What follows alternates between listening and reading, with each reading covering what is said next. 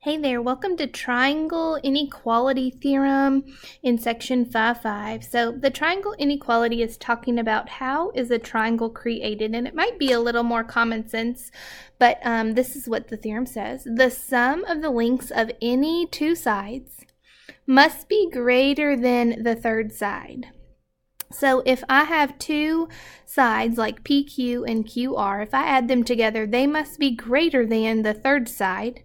Because if I'm greater, then I start to make these angles. So really just make sure you add the short plus the medium side must be greater than your longest side. If that is a true statement, then yes, I can make a triangle. If that is no, then I cannot make a triangle. So just make sure that you are checking that. So let's try a couple of examples. So is it possible to form a triangle with the side lengths of 6.5, 6.5, and 14.5? So I'm just going to add the two smallest sides together. So 6.5 plus 6.5, is that greater than 14.5? Excuse me. When I add those two together, I get 13 is supposed to be greater than 14.5. Since that is a no, it is not greater, I can automatically say that I cannot make a triangle. And then I'm done. All right. The reason is because the shortest two sides have to be longer than the third side to create those angles, those three angles of my triangle. All right, the next one is 6.8, 7.2, and 5.1. So they have kind of placed them out of order. So I'm going to say my shortest, 5.1, plus my medium, is that greater than my longest side, 7.2. So if I add those two together, I get 12.9 is greater than 7.2, and that is a yes. Now I'm going to move those to the left, and I'm going to just make sure when I add all of them together, I'm going to check a yes. So that would also be yes as well. Again, then move them to the left, 7.2 plus 5.1 is greater than 6.8. So if I get 3 yeses, and really just this first one is the most important. If I get 3 yeses, then yes, we can make a triangle. All right, if you will go ahead and stop this video and check your progresses. Here are your answers. All right, moving on to the back. So these problems are one part, and then we also need to learn another part, which is what can't the measure of PR be if I have the other ones, but we also need to know how to make the range of the side PR if we have two sides. So the first thing, we probably should make a range before we start to look to see which one can't be. So I'm going to actually just add the two sides together. So 5.2 plus 7.2 must be greater than PR. So let's treat PR as the longest side. So when I add those two together, I get 12.4 must be greater than PR, and I'm just going to use the symmetric property, so I'm going to say that PR must be less than 12.4. All right, so that is if I would add the two sides that I have together up. That is what I get right there. All right, we talked about in the last problem rotating them to the left. So then I would say 7.2 plus PR must be greater than 5.2. When I do this, I'm going to subtract just like normal from both sides. And when I get PR, so I'm going to bring that straight down. PR is greater than, again, bringing that straight down, -3. And because I can't have -2, didn't add correctly. Because I can't have a negative length, I'm actually going to just cancel that one out.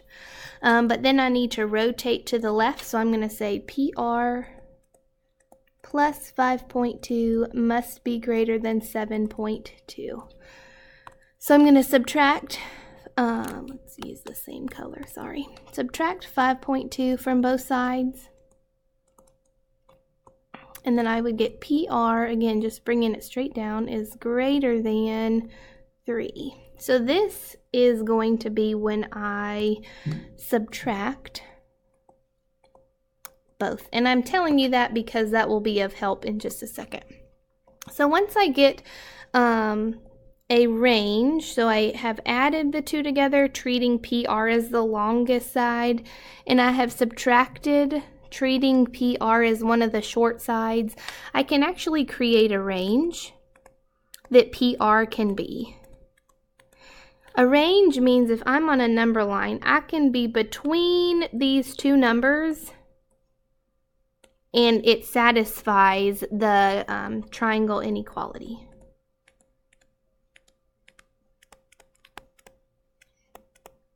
So that range is actually going to satisfy that. So I'm going to take whatever number that I get when I subtract should be less than PR, which should be less than the number that I added.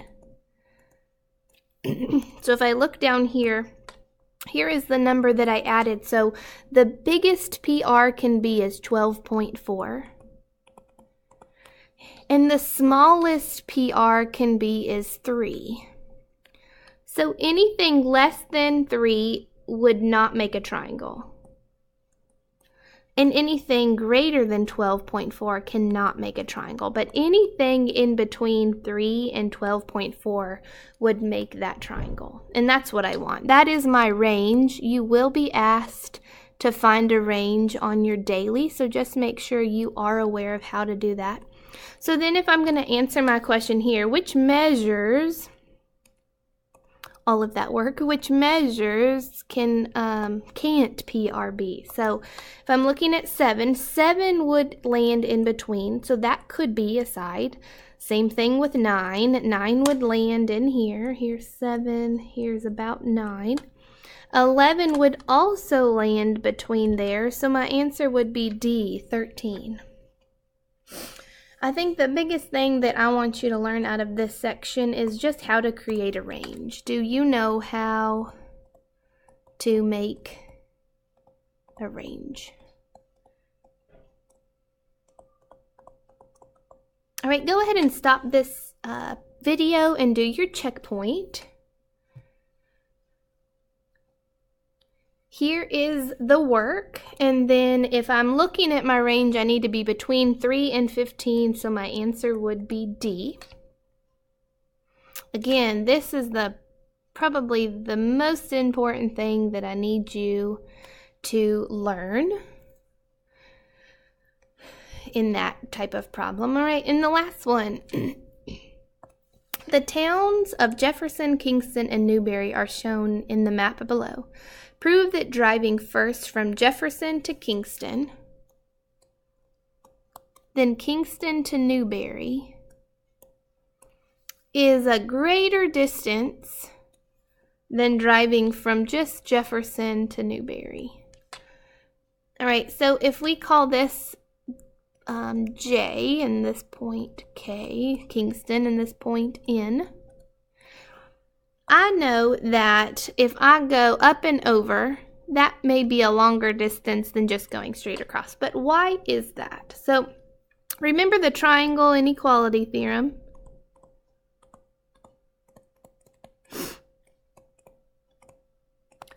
I know that from Jefferson to Kingston, plus I also then have to go from Kingston to Newberry, I have to be greater than the distance from Jefferson to Newberry. So because of the Triangle Inequality Theorem, I can prove that that distance is greater than just straight across. Alrighty, so that completes our lesson, but I also wanted to remind you about the range again. To create a range for your third side of your triangle, you are going to subtract your two numbers and put that number there. is going to be greater than your side that you're looking for, which is going to be greater than when you add the two numbers that you have together, it's going to go there. So just remembering that, how to create a range, you should be good to go. So that completes section 5.5, and we'll see you next time.